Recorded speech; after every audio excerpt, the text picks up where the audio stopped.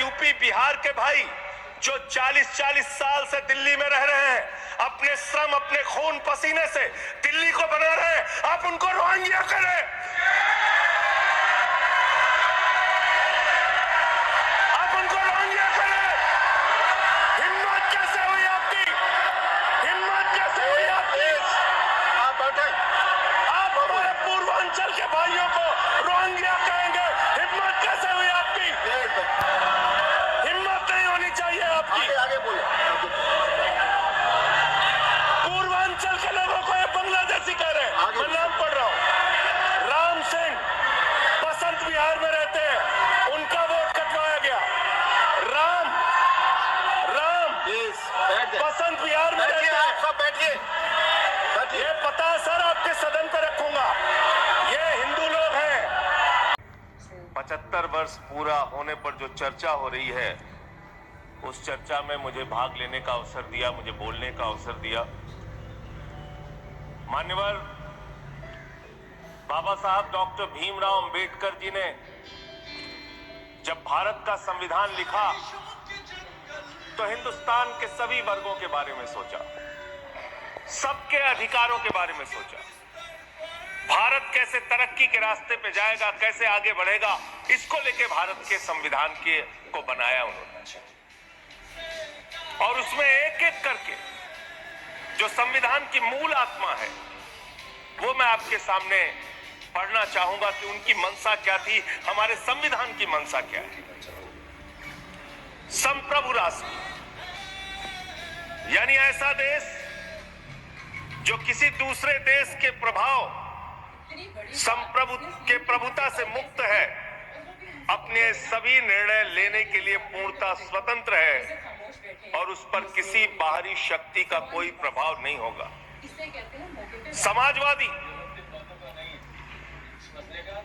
समाजवाद एक ऐसा विचारधारा है जो ये मानती है कि समाज के सभी लोगों तक संपन्नता का हिस्सा पहुंचना चाहिए। धन संपत्ति भी समाज से ही उपजती है, तो उसका बंटवारा भी शांतिपूर्ण और न्यायपूर्ण तरीकों से लोगों के बीच होना चाहिए। लोकतांत्रिक समाजवाद की ये विचारधारा कहती है कि धन समाज के कुछ लोगों तक सीमित नहीं रहना चाहिए। उत्पादन के साधनों पर लोगों का मिला जुला मालिकाना होना चाहिए। ये भारत का संविधान कहता है मान्यवर। और आज क्या स्थिति है, भारत की क्या स्थिति है मान्यवर? मोदी जी के राज में क्या स्थिति है?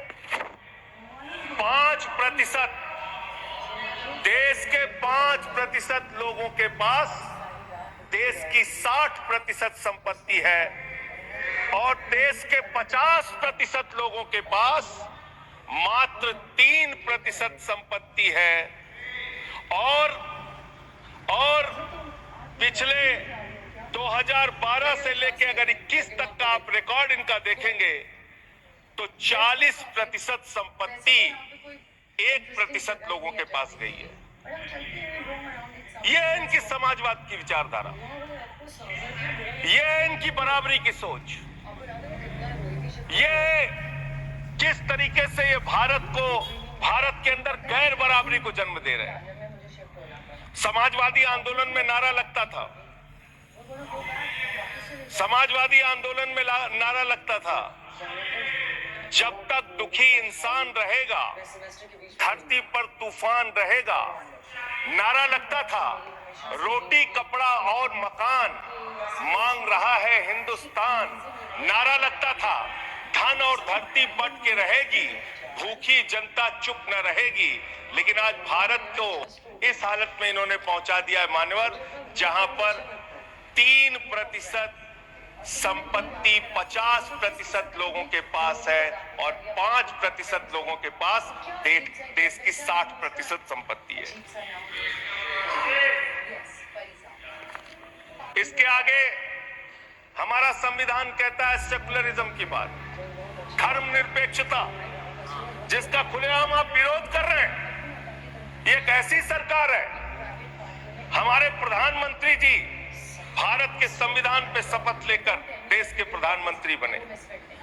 यहां पे बैठे हुए सांसद संविधान की शपथ लेते हैं, मंत्री संविधान की शपथ लेते हैं, लेकिन संविधान में लिखी हुई बातों को नहीं मानते।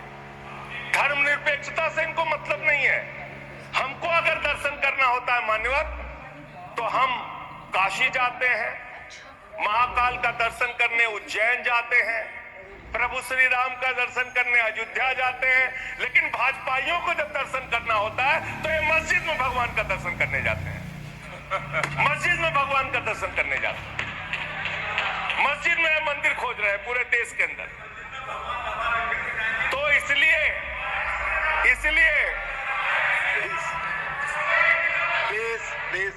मान्यवर, इसलिए मैं इनसे कहना चाहता हूं, घबराओ, सीट पर चीखना चिल्लाना शुरू कर देते हैं जैसे ही बोलता हूं, चीखना चिल्लाना शुरू। मान्यवर,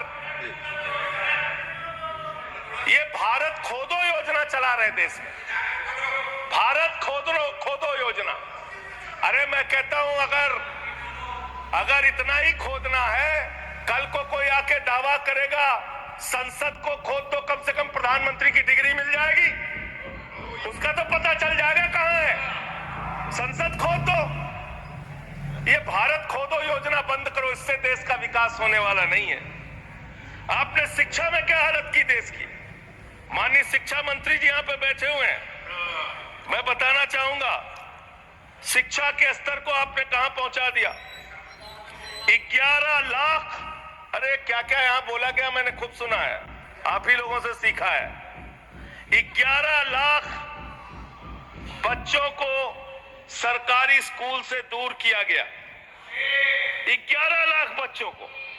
ये देश के अंदर शिक्षा की व्यवस्था है, और इसमें सबसे ज्यादा मान्यवर, अगर किसी राज्य की भागीदारी है जहां पे सबसे ज्यादा बच्चे सरकारी स्कूल से दूर हुए हैं, पिछले 8 महीने का आंकड़ा शिक्षा मंत्रालय ने लोकसभा में रखा, 11 लाख में से अकेले 7,84,000 बच्चे उत्तर प्रदेश में सरकारी स्कूलों से दूर गए।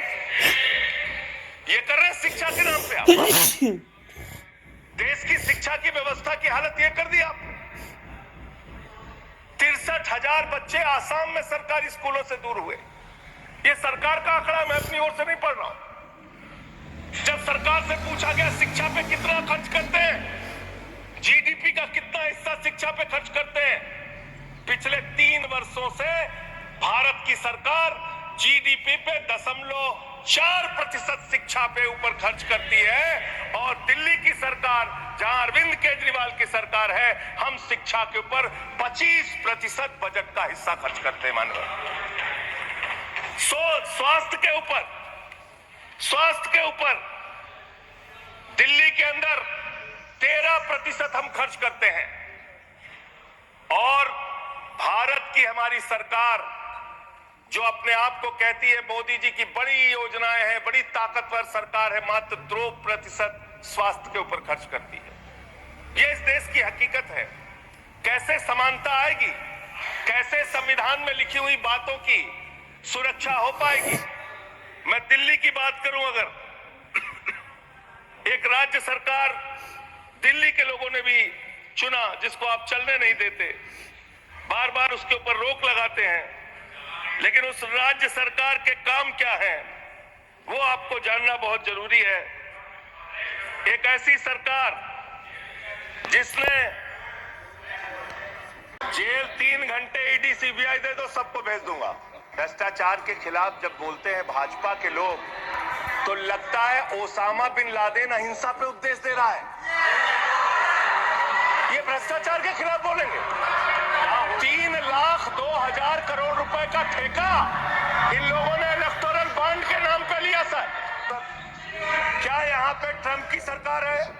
क्या ओबामा की सरकार है? यहाँ पे 10 साल से किसकी सरकार है? 10 साल से यहाँ पे महामानव की सरकार है। महामानव किया तो हमने दिल्ली वालों को सिखा दिया है, जब तुम कहोगे हिंदू मुसलमान, वो कहेंगे स्कूल अस्पताल, स्कूल अस्पताल, स्कूल अस्पताल।